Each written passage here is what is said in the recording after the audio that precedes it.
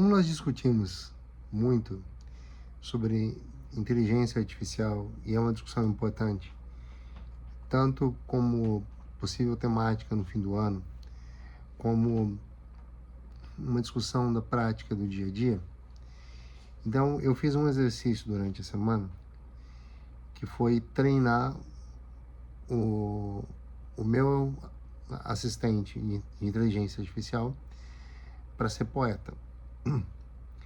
E depois que eu treinei, eu apresentei a ele um poema meu e ele produziu um poema próprio.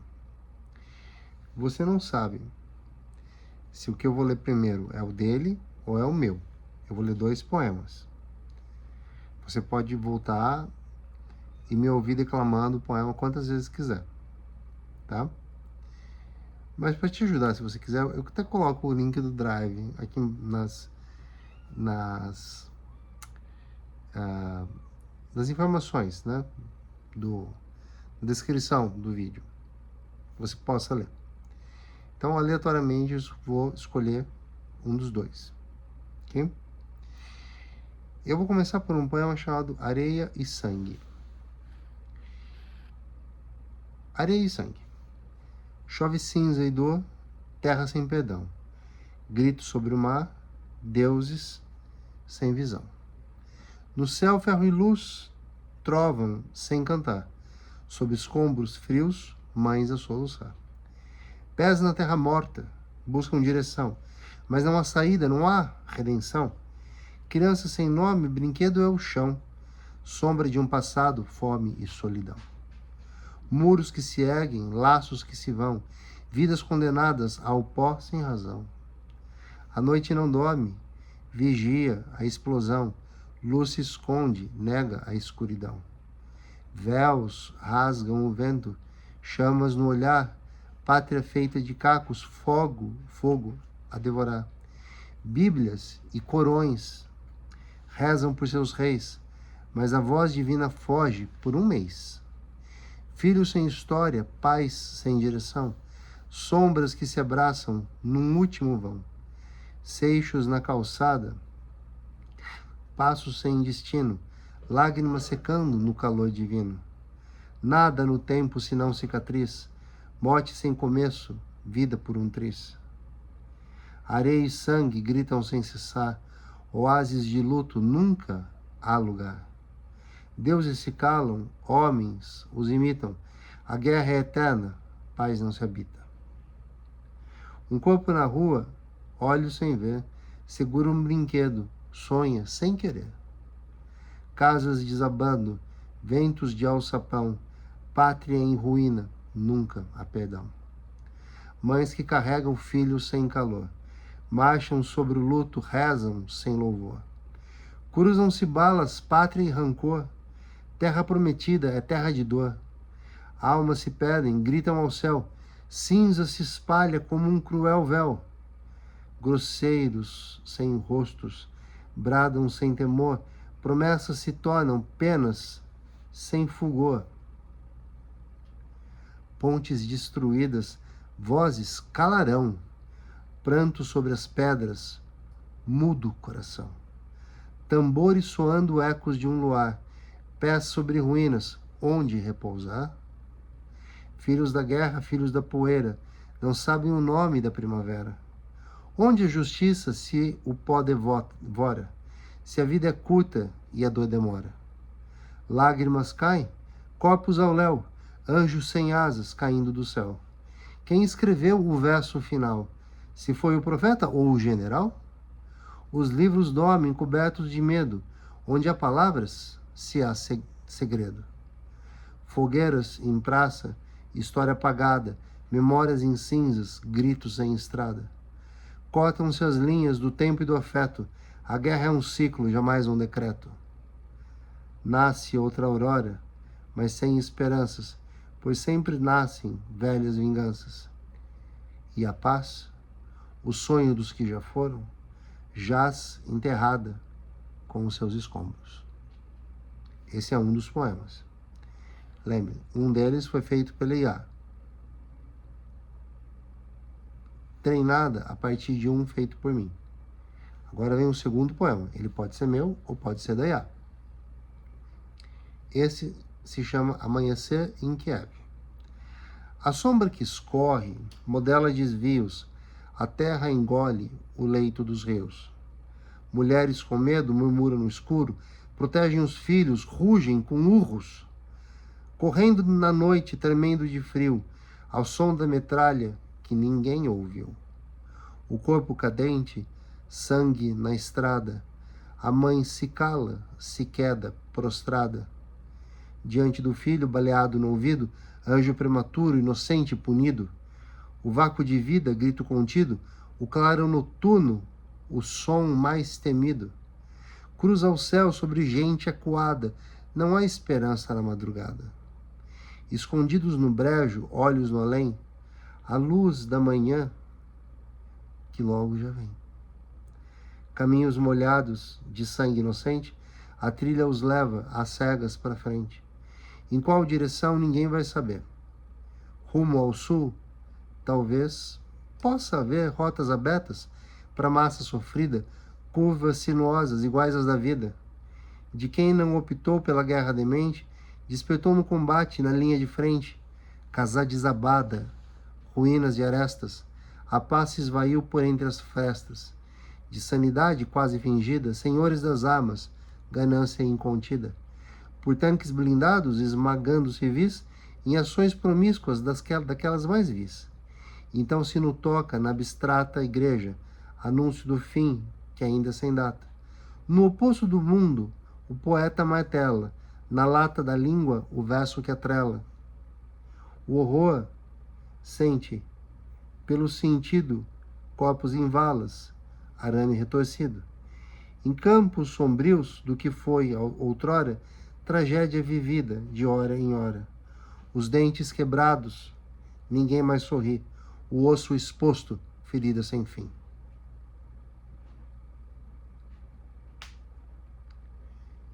Fica um desafio. E o desafio é identificar qual dos dois foi feito por mim para treinar a IA e qual pertence a IA por exclusão. Mas não é tão simples, porque isso daria margem ao chute, 50% de chance. Eu vou enviar um livro de minha autoria, chamado Tempo ao Redor, para quem apresentar nos comentários, seja no Facebook, seja no Instagram, ou em canais privativos, e nessa hipótese, a premiação só é válida se permitir que eu dê publicidade à explicação. Então o prêmio vai ser um volume de um livro que eu publiquei, o mais recente que eu publiquei, chamado O Tempo ao Redor. Então a sorte está lançada, mas creio não se tratar de sorte, e sim de mirada. Mirando no verso, andando expresso, aquele que sabe onde pisar, intui no que é fé a necessidade de respirar. Foi de improviso. Então, votem. Areia e Sangue ou Amanhecer em Kiev.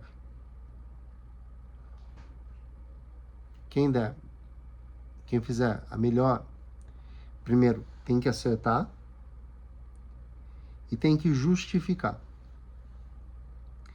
Acertar significa apenas dizer: o poema Amanhecer em Kiev foi escrito pelo Tiago porque não precisa justificar o outro. Se quiser, pode. Ou Sangue e Areia é da IA porque tal, tal, tal, tal. E Amanhecer em Kiev é do Tiago, porque tal, tal, tal, tal, tal. Então, nós temos, hoje já é dia 29, tá certo? 29. Já é sexta-feira. Então, na próxima sexta-feira, ao meio-dia, no horário de dizer sextou, né? Quem fez, fez. Quem não fez, não vai fazer mais. Eu anuncio o vencedor, ok? Então, a sorte está lançada. E espero que vocês se entusiasmem com essa estratégia lúdica de apresentar como que as ideias podem fluir, mas também dá uma dimensão. E eu vou dizer, não é uma tarefa fácil, porque eu sou um bom treinador, modéstia à parte. Quando eu vi o poema que a IA fez, me veio aquele pensamento, ai, fu, pi, ai, fu, pi. Que não dá para falar, né? Posso ser cancelado por isso. Ai, deu ruim. Bem treinada, no que se refere à linguagem, a IA é surpreendente. Se um colega poeta me apresentasse esse desafio, eu pediria alguns dias para fazer uma análise. Porque realmente foi surpreendente. Ela me surpreendeu. E me surpreendeu e vem me surpreendendo, porque hoje eu uso a IA de muitas formas. E assim, se você ouviu até aqui e está cansado, com sono, o que eu vou falar daqui para frente é só uma experiência com a IA. Mas eu vou aproveitar o vídeo. Eu tenho testado tarefas para ela, as mais variadas, mas todas tarefas que dependem de uma pequena sutileza. As IAs funcionam bem quando são bem orientadas por meio de comandos que eliminem a possibilidade de rotas alternativas.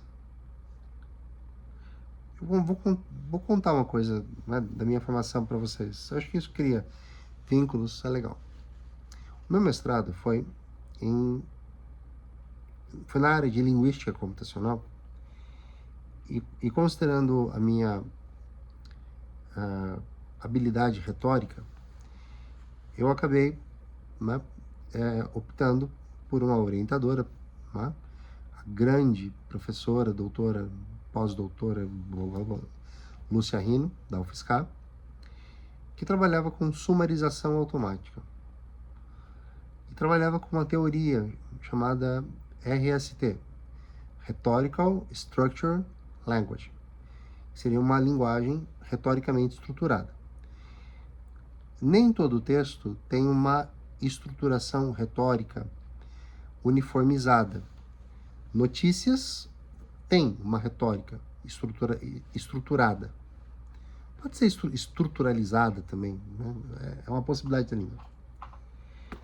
Mas existem textos, como poemas, que são de uma liberdade criativa absurda. Então, eu tenho na minha dissertação de mestrado uma parte em que eu faço uma consideração, afirmando a minha autoria quanto a isso, dizendo, olha, é um trabalho desafiador, porque eu muito mais trabalhei com textos autorais do que com textos, de certa forma, um pouco engessados num protocolo rígido, né? Manchete, lead, parágrafo lead. Depois, os parágrafos que vão ganhando um aprofundamento, de modo que o leitor possa se habituar a ler até onde lhe interessa. Mas para sumarização, para fazer um texto de 100 linhas ter 30 linhas é maravilhoso. Ou é maravilhosa a teoria. No estado de São Paulo a gente tem um ditado, uma expressão, uma palavra, que é ser fuçado. Ser fuçado é quem quer... Gatinha, vem cá, filhinha, vem cá. Ela ficou magoada, tira ela daqui. Vem cá. Vem. Então, eu me matriculei numa disciplina da computação para aprender a programar. É claro, para um linguista, a programação de quase tudo que vocês utilizam, que é uma programação chamada programação orientada a objeto, não é fofurinha. Essa é a pequenininha, redondinha, gordinha do papai. É complicado. Mas existe uma linguagem lógica chamada Prolog, com a qual eu me identifiquei plenamente, porque ela é, em termos gerais, uma forma de representar o conhecimento linguístico numa estruturação lógica pré-definida. E eu fui lá, com cara e com a coragem, fiz a disciplina, consegui os créditos da disciplina e aprendi a programar em Prolog. É claro que o programa de teste acabou não sendo em Prolog, mas para validar os meus resultados eu usei o meu programa, um linguista, né, adentrando-se, aventurando no meio da computação. Porque a aventura do conhecimento é isso. No fundo, o meu desafio é esse. Eu dou aula de literatura, eu comecei com literatura e ainda dou aula de literatura para alunos bastante especiais. Não especial no sentido de criança especial. Especiais que são alunos que, enfim, para mim são especiais.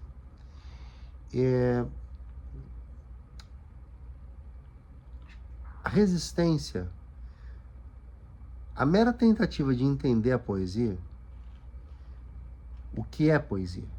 O texto se chama poema. O conceito de criar um mundo figurativo em versos, esse é o conceito mais abstrato de poesia. Realmente pode ser desafiador no começo, mas o ritmo, a cadência dos versos, a posição das sílabas mais tonicizadas, mais proeminentes, criam efeitos magníficos. Então, esse desafio não é um desafio cujo objetivo seja ganhar. É talvez um objetivo em que a premiação maior seja tentar, ousar, dar-se a chance. Veja, eu estou estudando cálculo numérico com o meu pai. A gente parou um pouquinho agora porque eu comecei um trabalho novo. Mas se uma pessoa na minha idade, 45 anos, pode se aventurar a aprender algo novo, e não é o único algo novo que eu estou aprendendo, por que você não pode dar uma chance à poesia? Então, o mote aqui é: dê uma chance à poesia. Tá? Eu vou deixar o link para o poema e eu ficaria muito grato se vocês tentarem. Infelizmente eu não tenho um estoque muito grande de livros. Na verdade eu nem tenho. Eu vou comprar da editora mas vou ter muito gosto em presentear quem me presentear descobrindo a minha autoria no poema que é meu. Para vocês terem uma noção, eu já apresentei esse desafio, mas do meu jeito, com o papel na mão. Poema A, poema B. Sangue e Areia, Amanhecer em Kiev. para mais de 20 pessoas. E somente uma acertou qual era meu e qual era da Yá. Pessoas as mais variadas. Porque a única coisa que esse exercício demanda se chama disponibilidade, força de vontade. O oposto, o antônimo da preguiça. Tá? E veja, não basta ler, é preciso ler e me conhecer. A IA que eu produzo, a IA que eu treino, ela vai ser tendenciosa a imitar o meu jeito de fazer. Eu poderia treinar a IA com poemas do Carlos Drummond de Andrade? Poderia. Eu posso criar um chatbot para isso. Mas esse é especial porque, embora tenha demorado, demorou menos do que demoraria para eu criar uma IA Drummond ou uma IA Olavo Bilac. Ela já interagia comigo. O que eu vou contar para vocês agora é uma coisa muito importante.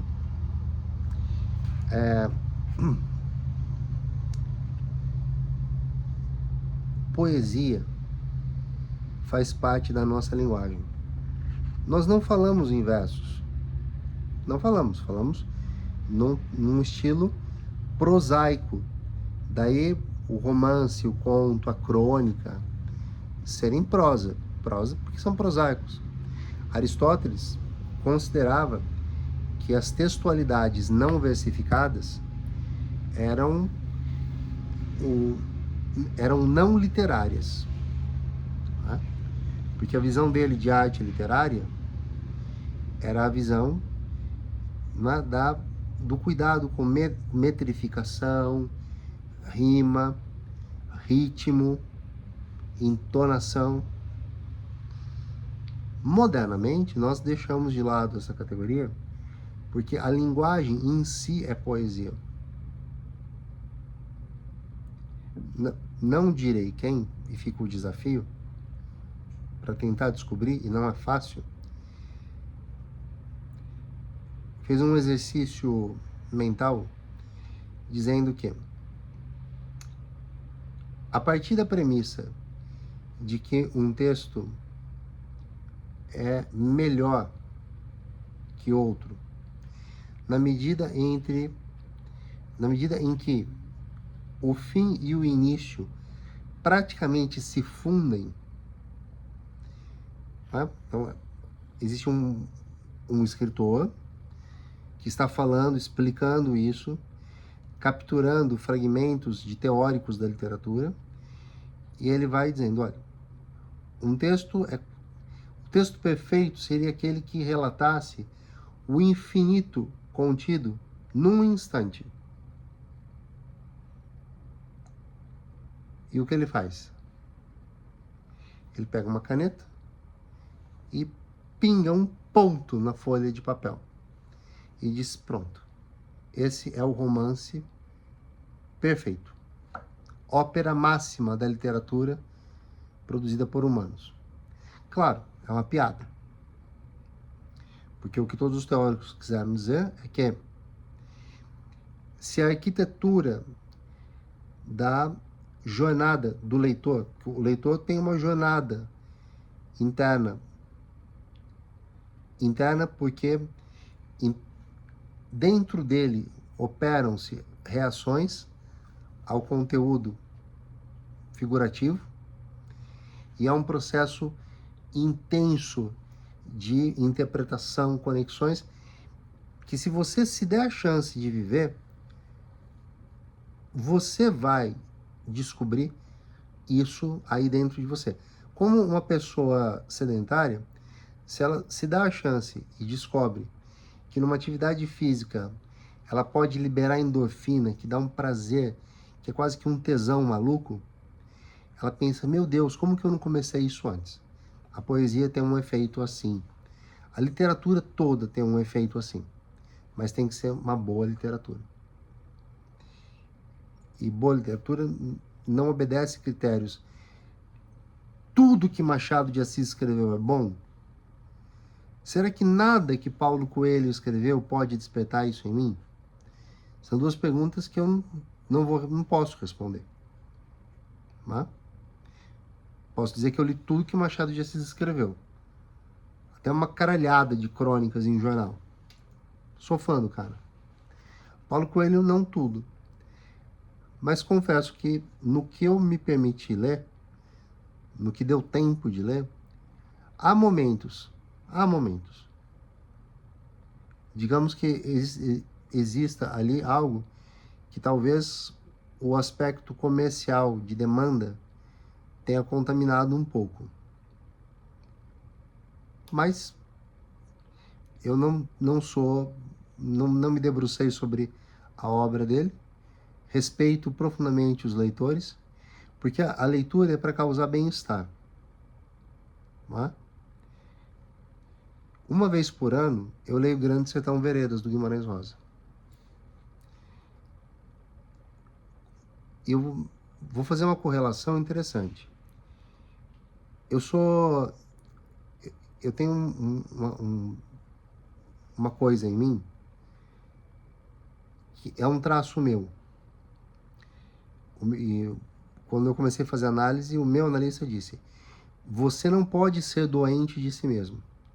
Então, todos os seus traços comportamentais de personalidade são seus. Lide com eles. Reorganize-os para que eles não te atrapalhem. Então, quando no dia a dia eu tenho um desafio, um dilema, mas não pode ser alguma coisa banal. Tem que ser algo especial, que envolva valores elevados, sentimentos, vínculos. Quando eu chego em casa, eu cuido dos meus filhotes, como alguma coisa, tomo um banho e vou ver Interestelar. Eu até tenho DVD, mas eu nem sei onde é o aparelho, tá? Então eu comprei o filme. E desde que eu comprei, segundo a Apple TV, eu já vi 120 vezes. Esse cara é maluco, né? 120 vezes ver um filme? Mas eu não tô vendo o filme. Eu tô usando o filme como uma espécie de correlação com a minha vida.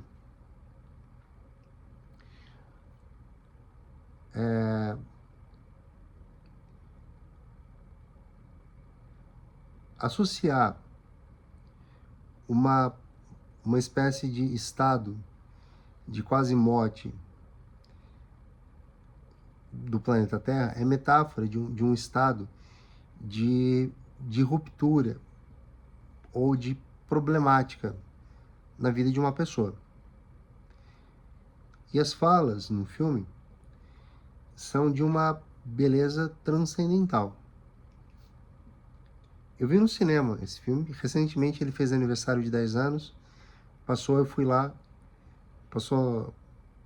eu assisti numa segunda, não, num domingo, numa segunda, numa terça, numa quarta e numa quinta. Porque clareia a minha mente. E Grande Sertão Veredas também. Mas a obra literária, ela penetra muito mais fundo. Porque o ritmo de apreensão da linguagem é mais lento. E, portanto, ele vai como se fosse alguma coisa deixada, né, marinando na mente. Eu leio relativamente rápido, consigo ler Grande Sertão Veredas em 2 dias. Mas nessa data especial, eles geralmente escolhem um feriado. Eu me permito saborear esse livro em 3 ou 4 dias. E é fantástico, como clareia a minha mente.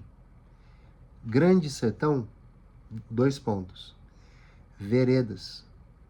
Veredas são caminhos. Há muitos caminhos. Muitos caminhos. Tá? E não é porque eu tomei um que eu não possa encontrar um cruzamento com aquele que eu desisti de tomar no começo. A gente reorganiza a vida dessa forma. A literatura não surgiu à toa. Ela surgiu no momento em que a mente humana, na sua evolução, precisava da vazão concreta, na forma de metáforas e alegorias e textos figurativos, a anseios profundos que habitavam o ser humano. Ao fazer esse teste com o chat, produzir o poema que agora vocês têm aí para ler, eu me surpreendi, não contra a IA, jamais, né? Mas eu me surpreendi como nós somos seres em que a nossa beleza carrega a nossa natureza. A nossa natureza é coletivista. De forma que o individualismo que hoje adoece o mundo é uma espécie de via em contramão com a nossa própria natureza. É como um vegetariano sendo obrigado a comer carne. Né? E ele vai morrer por isso? Não, não vai. Mas ele vai sofrer com isso. O individualismo que marca o nosso mundo causa esse sofrimento. Os poemas têm a ver com isso. O desafio tem a ver com isso. E aqui eu dei uma dica preciosa sobre uma possibilidade de ganhar esse jogo. Entendendo que esse jogo, é um jogo em que ninguém vai perder. Ok? Então, quem quiser, pega, lê os poemas de novo. Quem prefere ouvir, ouça a minha declamação, com essa voz de quem chegou do trabalho e tá acabado, porque eu chamo de que precisei falar pra dedéu. E é isso, meus caros. Desafio lançado. Curtam, compartilhem. Se você conhece alguém que gosta muito de poesia, ou que se vangloria de ser um ótimo entendedor de poesia, compartilha, desafia ele também. Sintam-se à vontade. Falou, se você acertar esse trem que o meu professor maluco, né, propôs como desafio, né, se você acertar, diz que você que vai dar um presente. Aí você estabelece o prêmio. É legal brincar assim. Drummond escreveu: lutar com palavras é a luta amanhã. É a luta mais vã, perdão. No entanto, lutamos mal rompe amanhã. Lutar com palavras tem uma ambiguidade. É lutar tendo a palavra como arma. E nesse sentido, eu luto contra, por exemplo, uma opressão. Eu luto contra uma injustiça. Eu luto em busca da minha vaga numa universidade. Eu luto para condenar o réu. Eu luto para defender o meu cliente, que é o réu. Eu luto com palavras.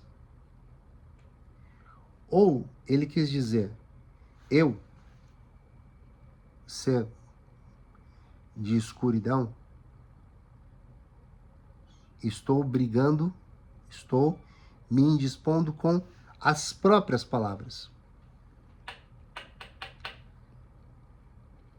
O fato de haver ambiguidade não quer dizer que exista, então, um paradoxo insolúvel. Lembrem-se do princípio da navalha de Ockham, ou de Ockham, como quiser. A resposta mais racional e óbvia e simples é aquela que A falta de um gabarito da vida que dá a resposta é aquela que a gente vai supor como sendo a verdadeira. A gente luta usando palavras no nosso dia a dia, ou a gente sai na porrada contra palavras. Se eu ouço aqui do 5º andar, lá no estacionamento, lá no estacionamento, aqui do meu condomínio, o barulho, ploc, ploc, ploc, ploc, ploc, ploc, do Machado, trotar de equinos, família do cavalo, eu penso com meus botõezinhos aqui, ó. São cavalos ou são unicórnios? Bem, o mais racional e lógico é que sejam cavalos, porque eu nunca vi um unicórnio. Pelo menos não equino. Humanoide, alguns. Então, eu deduzo. Cavalos. Ora, quem trouxe cavalos para estacionar na sua vaga aqui no condomínio? Não pode, né? Isso me dá uma tranquilidade de não precisar gastar a minha energia mental, porque a resposta é óbvia. Nem tudo pode ser decidido por essa peneira desse princípio lógico. Quem gosta de anotar tudo, né, escreve princípio ou lei da navalha ou espada aí o nome esse não varia. O maiúsculo C, C, A, M. Ockham ou Ockham. Então, peguem um poema, compartilhem, façam comentários, tá? Vocês podem deixar os comentários aqui, podem mandar no privado, tá? E aí agora, usando o próprio princípio navalha de Ockham, né? Se os comentários ficam expostos, é lógico que as pessoas que quiserem realmente participar não vão querer que os seus concorrentes vejam. Então, eu deixo para sua decisão, tá? Mas, então, coloco em aberto o canal, né, do direct lá no Instagram, @entrelinhas, underline, entre, underline, linhas, underline, redacao, né? Seria redação sem o cedilha e o tio. Pode mandar por lá. E aí eu depois, né, posto as respostas, né, de cada um. Eu copio, colo e coloco lá, depois de ter, tá, decidido. Então, vamos combinar. Dia 1º de abril cai numa segunda, cai numa terça. 2 de abril numa quarta. 3 numa quinta. 4 de abril é o nosso prazo máximo, meio-dia. Quem fez, fez. Quem não fez, não faz mais. Né, papai? Isso é um meme em vídeo de um sujeito muito engraçado, né? São memes sobre sextar. Deu meio-dia de sexta, né? A gente pode até chegar até o fim do expediente, mas vai meio que arrastado. Tem quem já tenha sextado numa quinta-feira, né? Vai saber. Então, eu deixarei lá, aqui na verdade, o link pro Drive, pros poemas. Depois eu posto todos que participaram, para que vocês possam até contestar. Falar, professor, mas essa resposta aqui estava muito melhor que a outra. Você foi tendencioso, né? Confesso, às vezes a gente é tendencioso mesmo. Pode ser que a pessoa seja tão elogiosa ao dizer que né? Primeiro ela tem que acertar e dizer: o poema X é seu, porque pelo seu jeito de falar, de se expressar, né? Eu vejo que o outro não combina tanto quanto esse, né? Tendo em vista, por exemplo, o verso ou a estrofe tal. É coerente? Faz sentido? Olha como tem a ver com redação também. Ótimo. E o que obtiver um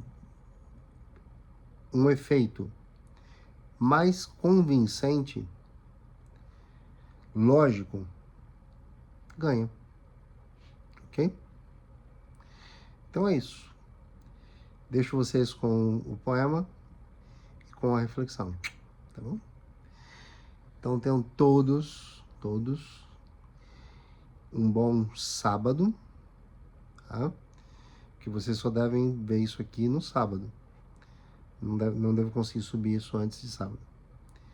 Sábado, dia 29, né? 29. Então, aguardem, leiam, divirtam-se, tá? Um grande abraço para vocês.